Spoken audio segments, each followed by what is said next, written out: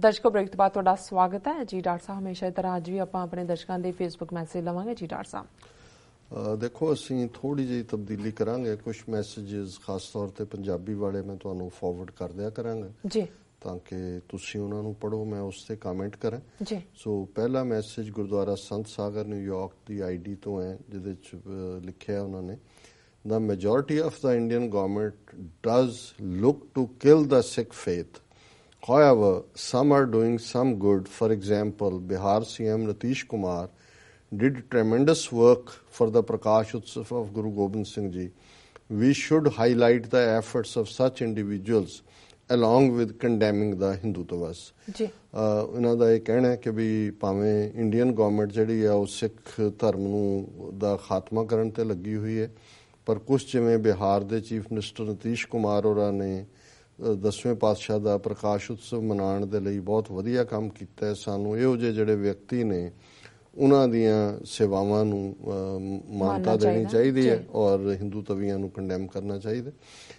ਦੇਖੋ ਅਸੀਂ ਪਿਛਲੇ ਪੀਰੀਅਡ 'ਚ ਇਸ ਜਦੋਂ ਕਿ ਪ੍ਰਕਾਸ਼ 350 ਸਾਲਾ ਪ੍ਰਕਾਸ਼ ਦਿਵਸ ਸੈਲੀਬ੍ਰੇਸ਼ਨ ਸ਼ੁਰੂ ਹੋਈਆਂ ਬਿਹਾਰ 'ਚ, ਹੁਣ ਤਾਂ ਸਮਾਪਤੀ ਵਾਲੇ ਸੀ, ਉਹਦੇ 'ਚ ਇੱਕ ਪੂਰਾ ਸੈਗਮੈਂਟ ਉਸ ਦੇ ਵਿੱਚ ਐਡਮਾਇਰ ਕੀਤਾ ਸੀ। ਪਰ ਅਨਫੋਰਚੂਨੇਟਲੀ ਅਲਟੀਮੇਟਲੀ ਨਤੀਸ਼ ਕੁਮਾਰ ਉਦੋਂ ਇੰਡੀਪੈਂਡੈਂਟ ਵੀ ਸਨ, ਕਿਸੇ ਦਿੱਲੀ ਸਿਸਟਮ ਦਾ ਹਿੱਸਾ ਨਹੀਂ ਸੀ। ਸੋ ਹੁਣ ਉਹ ਬੀਜੇਪੀ ਦੇ ਨਾਲ ਭਾਈਵਾਲ ਨੇ ਸਰਕਾਰ ਦੇ ਵਿੱਚ, ਉਹਨਾਂ ਨੂੰ ਜਿਹੜਾ ਔਰ ਅਲਟੀਮੇਟਲੀ ਜਿਹੜੀਆਂ ਨੀਤੀਆਂ ਨੇ ਹੁਣ ਉੱਥੇ ਵੀ ਬਿਹਾਰ ਦੇ ਵਿੱਚ ਉਵੇਂ ਹੀ ਮੁਸਲਮਾਨਾਂ ਦੇ ਖਿਲਾਫ ਨਫ਼ਰਤ ਦੀ ਲਾਈਨ, ਭਾਵੇਂ ਅਜੇ ਸਿੱਖ ਡਾਇਰੈਕਟ ਅੰਡਰ ਦਾ ਟਾਰਗੇਟ ਨਹੀਂ ਨੇ, ਪਰ ਬੀਜੇਪੀ ਦੇ ਨਾਲ ਜਿਹੜੀ ਦੋਸਤੀ ਹੈ ਉਹ ਤਾਂ ਉਸ ਕਿਸਮ ਦੀ ਹੈ, ਮਗਰਮੱਛ ਦੇ ਨਾਲ ਯਾਰੀ ਵਾਲੀ ਗੱਲ ਹੈ। ਅਲਟੀਮੇਟਲੀ ਨਤੀਸ਼ ਕੁਮਾਰ ਦੀ ਇਵਨ ਆਪਣੀ ਹੋਂਦ ਵੀ ਉੱਥੇ ਪਾਰਟੀ ਵਜੋਂ ਨਹੀਂ ਬਚੇਗੀ, ਕਿਉਂਕਿ ਵਿਦਨ ਪਾਰਟੀ ਵੀ ਸ਼ਰਦ ਪਵਾਰ ਦੂਜਿਆਂ ਨੇ ਦੂਜੀ ਲਾਈਨ ਲਈ। ਪਰ ਅਸੀਂ ਇਹਨਾਂ ਦੀ ਸਪਿਰਿਟ ਨਾਲ ਸਹਿਮਤ ਹੈ ਕਿ ਸਾਨੂੰ ਜਿਹੜਾ ਹੈ ਉਹ ਜਿਹੜੇ ਠੀਕ ਕਰਦੇ ਨੇ ਉਹਨਾਂ ਨੂੰ ਸਰਾਹਣਾ ਚਾਹੀਦਾ ਔਰ ਅਸੀਂ ਕਰਦੇ ਵੀ ਹਾਂ। Naveed Ahmad I love sir, doctor Amarjit Singh truth sir I like you so much, ਬਹੁਤ ਸ਼ੁਕਰੀਆ। ਅਹਿਮਦ ਸਾਹਿਬ ਹਾਂਜੀ ਹੁਣ ਤੁਸੀਂ। ਕਸ਼ਮੀਰ ਲਿਖਦੇ ਨੇ ਹੈਪੀ ਨਿਊ ਈਅਰ ਡਾਕਟਰ ਸਾਹਿਬ ਤੁਹਾਨੂੰ ਤੇ ਸਾਰੀ ਟੀਮ ਨੂੰ, ਵਾਹਿਗੁਰੂ ਜੀ ਕਾ ਖਾਲਸਾ ਵਾਹਿਗੁਰੂ ਜੀ ਕੀ ਫਤਿਹ। ਹਮੇਸ਼ਾ ਇਸ ਤਰ੍ਹਾਂ ਲਿਖਦੇ ਨੇ, ਖਾਲਿਸਤਾਨ ਜ਼ਿੰਦਾਬਾਦ, ਖਾਲਿਸਤਾਨ ਜ਼ਿੰਦਾਬਾਦ, ਖਾਲਿਸਤਾਨ ਜ਼ਿੰਦਾਬਾਦ। ਅੱਗੂ ਲਿਖਦੇ ਨੇ ਧਰਮਿੰਦਰ ਸਿੰਘ, ਇਹ ਲਿਖਦੇ ਨੇ ਨਵਾਂ ਸਾਲ ਮੁਬਾਰਕ ਜੀ, ਸੱਚੇ ਪਾਤਸ਼ਾਹ ਵਾਹਿਗੁਰੂ ਗੁਰੂ ਨਾਨਕ ਦੇਵ ਜੀ ਆਪਣਾ ਮੇਰਾ ਭਰਿਆ ਹੱਥ ਤੁਹਾਡੇ ਪਰਿਵਾਰ ਉੱਪਰ ਰੱਖਣ, ਹਰ ਮੈਦਾਨ ਫਤਿਹ, ਚੜ੍ਹਦੀ ਕਲਾ, ਤੰਦਰੁਸਤੀ ਅਤੇ ਨਾਮ ਸਿਮਰਨ ਦੀ ਦਾਤ ਆਪ ਜੀ ਨੂੰ ਬਖਸ਼ਣ। ਬਹੁਤ ਸ਼ੁਕਰੀਆ ਧਰਮਿੰਦਰ ਸਿੰਘ ਜੀ। ਨਵੀਦ ਅਹਿਮਦ ਫਿਰ ਲਿਖਦੇ ਨੇ happy new year, inshallah come next 3 year Khalistan 2020 free Khalistan inshallah sir। ਅੱਗੇ ਅਮਨਦੀਪ ਸਿੰਘ ਲਿਖਦੇ ਨੇ let's walk together towards Khalistan। ਦੀਪਕ ਬੰਦਲ ਲਿਖਦੇ ਨੇ ਵਾਹਿਗੁਰੂ ਜੀ, ਪੰਡਾਲ ਸੌਰੀ ਲਿਖਦੇ ਨੇ ਵਾਹਿਗੁਰੂ ਜੀ। ਮੁਹੰਮਦ ਨਾਸੀਰ ਕਮਾਲਾ ਲਿਖਦੇ ਨੇ ਹੈਲੋ ਡਾਕਟਰ ਸਾਹਿਬ happy new year sir. Happy new year. Mian Asif Ali ਲਿਖਦੇ ਨੇ ਗੁੱਡ ਵਰਕ ਡਾਕਟਰ ਸਾਹਿਬ। ਭੁਪਿੰਦਰ ਸਿੰਘ ਲਿਖਦੇ ਨੇ ਵਾਹਿਗੁਰੂ ਜੀ ਕਾ ਖਾਲਸਾ ਵਾਹਿਗੁਰੂ ਜੀ ਕੀ ਫਤਿਹ। ਬਲਹਾਰ ਸਿੰਘ ਕੰਗ ਲਿਖਦੇ ਨੇ ਵਾਹਿਗੁਰੂ ਜੀ ਕਾ ਖਾਲਸਾ ਵਾਹਿਗੁਰੂ ਜੀ ਕੀ ਫਤਿਹ ਐਂਡ ਖਾਲਿਸਤਾਨ ਜ਼ਿੰਦਾਬਾਦ। ਉਸਮਾਨ ਫਰੀਬਰਗ ਲਿਖਦੇ ਨੇ, ਉਹਨਾਂ ਨੇ ਏਦਾਂ ਦਾ ਨਿਸ਼ਾਨ ਦਿੱਤਾ ਹੈ ਲਾਈਕ ਗੁੱਡ ਦਾ, ਚੜ੍ਹਦੀ ਕਲਾ ਦਾ। ਅਮਨਦੀਪ ਸਿੰਘ ਲਿਖਦੇ ਨੇ ਵਾਹਿਗੁਰੂ ਜੀ ਕਾ ਖਾਲਸਾ ਵਾਹਿਗੁਰੂ ਜੀ ਕੀ ਫਤਿਹ। ਹਰਮੇਲ ਸਿੰਘ ਲਿਖਦੇ ਨੇ ਮੈਂ ਨਵੇਂ ਸਾਲ ਦੀਆਂ ਮੁਬਾਰਕਾਂ ਕਿਵੇਂ ਦੇਵਾਂ, ਮੇਰੀ ਕੌਮ ਦੇ ਜਥੇਦਾਰ ਨੂੰ ਹਿੰਦੁਸਤਾਨੀ ਜੇਲ੍ਹ ਵਿੱਚ ਤਸੀਹੇ ਦੇ ਕੇ ਕਤਲ ਕਰਨ ਦੀ ਕੋਸ਼ਿਸ਼ ਕੀਤੀ ਜਾ ਰਹੀ ਹੈ। ਨਵੇਂ ਸਾਲ 2018 ਵਿੱਚ ਸਰਬੱਤ ਦੇ ਭਲੇ ਲਈ ਅਰਦਾਸ ਅਤੇ ਨਾਲ-ਨਾਲ ਸਿੱਖ ਕੌਮ ਨੂੰ ਗੁਲਾਮੀ ਦਾ ਅਹਿਸਾਸ ਹੋਣਾ ਜ਼ਰੂਰੀ ਹੈ। ਇਸ ਸਾਲ ਗੁਰੂ ਸਾਹਿਬ ਖਾਲਿਸਤਾਨ ਦੇ ਸੰਘਰਸ਼ ਵਿੱਚ ਸੇਵਾ ਕਰਨ ਦਾ ਬਲ ਬਖਸ਼ਣ। ਇਹਨਾਂ ਸਾਰੇ ਵੀਰਾਂ ਦਾ ਬਹੁਤ-ਬਹੁਤ ਸ਼ੁਕਰੀਆ। ਔਰ ਵੀਰ ਹਰਮੇਲ ਸਿੰਘ ਜੀ ਨੇ ਬਿਲਕੁਲ, ਕਿਉਂਕਿ ਲੇਟਲੀ ਜਥੇਦਾਰ ਜਗਤਾਰ ਸਿੰਘ ਹਵਾਰਾ ਹੋਰਾਂ ਦੀ ਲਿਖਤ ਵੀ ਆਈ ਹੈ ਕਿ ਕਿਵੇਂ ਉਹਨਾਂ ਨੂੰ ਤਸੀਹੇ ਦਿੱਤੇ ਜਾ ਰਹੇ ਨੇ ਲਗਾਤਾਰਤਾ ਨਾਲ। ਔਰ ਚੰਗੀ ਗੱਲ ਇਹ ਸਾਰੇ ਸੁਨੇਹੇ 'ਚ ਉਹਨਾਂ ਨੇ ਇਹ ਕਿਹਾ ਕਿ ਵੀ ਇਸ ਸਾਲ ਗੁਰੂ ਸਾਹਿਬ ਖਾਲਿਸਤਾਨ ਦੇ ਸੰਘਰਸ਼ ਵਿੱਚ ਸੇਵਾ ਕਰਨ ਦਾ ਬਲ ਬਖਸ਼ਣ। ਸੋ ਮੈਂ ਸਮਝਦਾ ਵੀ ਲੜਾਈ ਇਹ ਸਾਡੀ ਜਾਰੀ ਰਹੇਗੀ, ਜੰਗ ਜਾਰੀ ਹੈ ਔਰ ਗੁਰੂ ਤੋਂ ਇਹੀ ਮੰਗੀ ਹੈ ਕਿ ਇਸ ਕੌਮ ਦੇ ਬਣਦੇ ਘਰ ਦੇ ਇਸ ਸੰਘਰਸ਼ ਵਿੱਚ ਸਤਿਗੁਰੂ ਸਾਨੂੰ ਸੇਵਾ ਕਰਨ ਦਾ, ਸ਼ਮੂਲੀਅਤ ਕਰਨ ਦਾ, ਆਪਣਾ ਰੋਲ ਅਦਾ ਕਰਨ ਦਾ ਬਲ ਬਖਸ਼ਣ। ਤੇ ਮੈਂ ਘੜੀ ਵੱਲ ਦੇਖ ਰਿਹਾ, ਸਮੇਂ ਵੱਲ ਅਸੀਂ ਜਾ ਰਹੇ ਹਾਂ। ਔਰ ਇਹ ਜਿਹੜਾ ਇਸ਼ੂ ਅਸਲ 'ਚ ਮੈਂ ਚਾਹੁੰਦਾ ਸੀ, ਇਸ ਲਈ ਵਕਤ ਵੀ ਚਾਹੀਦਾ। ਔਰ ਕਿਵੇਂ ਜਿਹੜਾ ਅੱਜ ਜਿਨ੍ਹਾਂ ਦੇ ਹੱਥ ਪੋਲੀਟੀਕਲ ਪਾਵਰ ਹੈ, ਵਰਣ ਆਸ਼ਰਮ ਮੰਨੂ ਦੇ ਚੇਲਿਆਂ ਦੇ, ਉਹ ਇਸ ਨੂੰ ਮਹਾਰਾਸ਼ਟਰ ਦੇ ਵਿੱਚ ਜਦੋਂ ਅਸੀਂ ਇਹ ਗੱਲ ਕਰ ਰਹੇ ਹਾਂ, 4 ਚੁਫੇਰੇ ਉੱਥੇ ਜਿਹੜਾ ਟਕਰਾਅ ਚੱਲ ਰਿਹਾ, ਔਰ ਇਹ ਇਸ ਦੀ ਸ਼ੁਰੂਆਤ ਹੋਈ ਕਿ ਲਗਭਗ 200 ਸਾਲ ਪਹਿਲਾਂ ਅਸੀਂ ਦੇਖਦੇ ਹਾਂ ਕਿ ਮੋਹਾਰ ਕਮਿਊਨਿਟੀ ਮਹਾਰਾਸ਼ਟਰ ਦੀ, ਜਿਨ੍ਹਾਂ ਨੂੰ ਮਨੁੱਖੀ ਹੱਕ ਤਾਂ ਦੂਰ ਦੀ ਗੱਲ, ਐਨੀਮਲਸ ਤੋਂ ਵੀ ਬਦਤਰ ਜਿਹੜਾ ਉਸ ਵੇਲੇ ਦਾ ਉੱਥੇ ਪੇਸ਼ਵਾ ਦਾ ਰਾਜ ਸੀ, ਮਰਾਠਿਆਂ ਦਾ।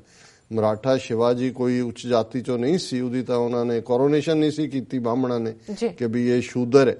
ਔਰ ਲੇਕਿਨ ਅਲਟੀਮੇਟਲੀ ਉਹਨਾਂ ਨੂੰ ਮਰਾਠਿਆਂ ਨੂੰ ਪਾਸੇ ਕਰਕੇ ਪੇਸ਼ਵਾ ਜਿਹੜੇ ਸੀ, ਜਿਹੜੇ ਬ੍ਰਾਹਮਣ ਸੀ, ਉਹਨਾਂ ਨੇ ਪਾਵਰ ਟੇਕ ਓਵਰ ਕਰ ਲਈ ਔਰ ਉਹ ਦਲਿਤਾਂ ਨਾਲ ਬਹੁਤ ਮਾੜਾ ਸਲੂਕ ਕਰਦੇ ਸੀ। In the meantime East India Company ਆ ਗਈ।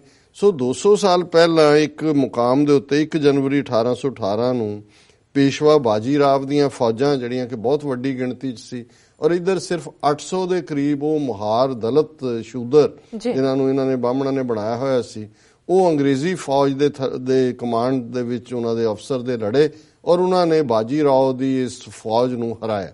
ਸੋ ਇਹਨੂੰ ਡਾਕਟਰ B.R. ਅੰਬੇਦਕਰ ਨੇ ਸ਼ਾਇਦ 1927 ਦੇ ਵਿੱਚ ਇਸ ਦਿਨ ਨੂੰ ਐਜ਼ ਏ ਵਿਕਟਰੀ ਦਿਵਸ ਦੇ ਤੌਰ ਤੇ ਮਨਾਉਣਾ ਸ਼ੁਰੂ ਕੀਤਾ।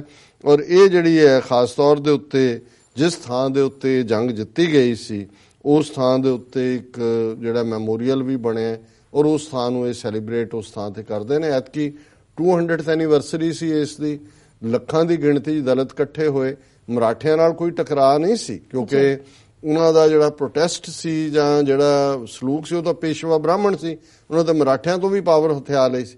ਲੇਕਿਨ ਉਸ ਮੁਕਾਮ ਦੇ ਉੱਤੇ BJP ਦੀਆਂ 2-3 ਰਾਈਟ ਵਿੰਗ ਆਰਗੇਨਾਈਜੇਸ਼ਨਾਂ ਨੇ ਉੱਥੇ ਗੜਬੜ ਕੀਤੀ, ਪਥਰਾਵ ਕੀਤਾ ਔਰ ਇੱਕ ਦਲਿਤ ਨੌਜਵਾਨ ਦੀ ਜਿਹੜੀ ਹੈ ਮੌਤ ਹੋਈ ਔਰ ਲੱਖਾਂ ਲੋਕ ਜਿਹੜੇ ਨੇ ਉਹ ਬੇਕਾਬੂ ਵੀ ਹੋਏ। ਫਿਰ ਵੀ ਉਹਨਾਂ ਨੇ ਕੰਟਰੋਲ ਰੱਖਿਆ ਆਪਣੇ ਆਪ ਤੇ। ਲੇਕਿਨ ਹੁਣ ਹੌਲੀ ਹੌਲੀ ਇਹ ਇੱਕ ਵੱਡੀ ਗੇਮ ਹੈ BJP ਦੀ ਕਿ ਇਹ ਉਸ ਨੂੰ ਦਲਿਤ ਔਰ ਮਰਾਠਾ ਜਿਹੜਾ ਹੈ ਉਹ ਟਕਰਾਅ ਦੇ ਵਿੱਚ ਬਦਲ ਰਹੇ ਨੇ ਔਰ ਅਨਫੋਰਚੂਨੇਟਲੀ ਗੱਲ ਉਸ ਪਾਸੇ ਵੱਲ ਜਾ ਰਹੀ ਹੈ। ਅਸੀਂ ਆਉਣ ਵਾਲੇ ਦਿਨਾਂ 'ਚ ਇਸ ਇਸ਼ੂ ਦੇ ਉੱਤੇ ਕਿ ਇਨਫੈਕਟ ਗਰਾਊਂਡ ਰਿਐਲਿਟੀਜ਼ ਕੀ ਨੇ, ਇਸ ਨੂੰ ਹੋਰ ਵੀ ਵੇਰਵੇ ਦੇ ਨਾਲ ਡਿਸਕਸ ਕਰਾਂਗੇ। ਜੀ ਰਾਜਾ, ਪ੍ਰੋਗਰਾਮ ਦੇ ਅੰਤਲੇ ਪਲਾਂ ਵਿੱਚ ਅਸੀਂ ਚਾਹਾਂਗੇ ਕਿ ਤੁਸੀਂ ਸਾਡੇ ਦਰਸ਼ਕਾਂ ਨੂੰ ਦੱਸ ਦਿਓ ਅੱਜ ਦਾ ਵਿਚਾਰ। ਅੱਜ ਦੇ ਵਿਚਾਰ ਲਈ ਅਸੀਂ ਪੰਜਵੇਂ ਪਾਤਸ਼ਾਹ ਦਾ, ਕਿਉਂਕਿ ਅਸੀਂ ਇੱਕ ਸਿਸਟਮੈਟਿਕਲੀ ਜਿਵੇਂ ਸੂਹੀ ਰਾਗ ਦੀ ਵਿਚਾਰ ਚੱਲ ਰਹੀ ਹੈ ਔਰ ਮੈਂ ਗੁਰੂ ਗ੍ਰੰਥ ਸਾਹਿਬ ਜੀ ਚੋਂ ਉਹਨਾਂ ਹੀ ਸ਼ਬਦਾਂ ਨੂੰ ਤਰਤੀਬਵਾਰ ਚੁਣਦਾ। ਸੋ ਅੱਜ ਦਾ ਸ਼ਬਦ ਸੂਹੀ ਮਹੱਲਾ ਪੰਜਵੇਂ ਪਾਤਸ਼ਾਹ ਦਾ ਸ਼ਬਦ ਹੈ। ਗੁਰ ਆਪਣੇ ਉੱਪਰ ਬਲ ਜਾਈਏ, 8 ਪਹਿਰ ਹਰ ਹਰ ਜਸ ਗਾਈਏ, ਸਿਮਰੋਂ ਸੋ ਪ੍ਰਭ ਆਪਣਾ ਸੁਆਮੀ, ਸਗਲ ਕਟਾ ਕੇ ਅੰਤਰਜਾਮੀ। ਰਹਾਓ। ਸੋ ਰਹਾਓ ਦੀ ਤੁਕ ਸੈਂਟਰਲ ਤੁਕ ਹੈ ਕਿ ਮੈਂ ਆਪਣੇ ਮਾਲਕ ਨੂੰ, ਉਸ ਵਾਹਿਗੁਰੂ ਨੂੰ ਯਾਦ ਕਰਾਂ, ਉਸ ਨੂੰ ਯਾਦ ਕਰਦਾ ਸਗਲ ਕਟਾ ਕੇ ਅੰਤਰਜਾਮੀ, ਜਿਹੜੇ ਕਿ ਹਰ ਦਿਲ ਦੀ ਜਾਣਦੇ ਨੇ। ਹਰ ਦਿਲ ਦੇ ਵਿੱਚ ਕੀ ਹੈ, ਕਟ ਕਟ ਕੇ ਅੰਤਰ ਕੀ ਜਾਣਤ, ਭਲੇ ਬੁਰੇ ਕੀ ਪੀਰ ਪਛਾਨਤ। ਔਰ ਇਸ ਆਧਾਰ ਤੇ ਫਿਰ ਗੁਰੂ ਆਪਣੇ ਉੱਪਰ ਬਲ ਜਾਈਏ, ਮੈਂ ਆਪਣੇ ਗੁਰੂ ਤੋਂ ਕੁਰਬਾਨ ਜਾਂਦਾ ਹੈ। 8 ਪਹਿਰ ਹਰ ਹਰ ਜਸ ਗਾਈਏ, 8 ਪਹਿਰ ਹਰ ਪਲ ਮੈਂ ਉਸ ਵਾਹਿਗੁਰੂ ਨੂੰ ਯਾਦ ਕਰਦਾ ਔਰ ਉਹ ਵਾਹਿਗੁਰੂ ਜਿਹੜਾ ਹਰ ਦਿਲ ਦੀ ਜਾਣਦਾ। ਚਰਨ ਕਮਲ ਸਿਉ ਲਾਗੀ ਪ੍ਰੀਤ, ਸਾਚੀ ਪੂਰਨ ਨਿਰਮਲ ਰੀਤ। ਮੇਰੀ ਉਸ ਵਾਹਿਗੁਰੂ ਦੇ ਕਮਲ ਵਰਗੇ ਚਰਨਾਂ ਦੇ ਨਾਲ ਜਿਹੜੀ ਹੈ ਉਹ ਪ੍ਰੀਤ ਲੱਗੀ ਹੋਈ ਹੈ।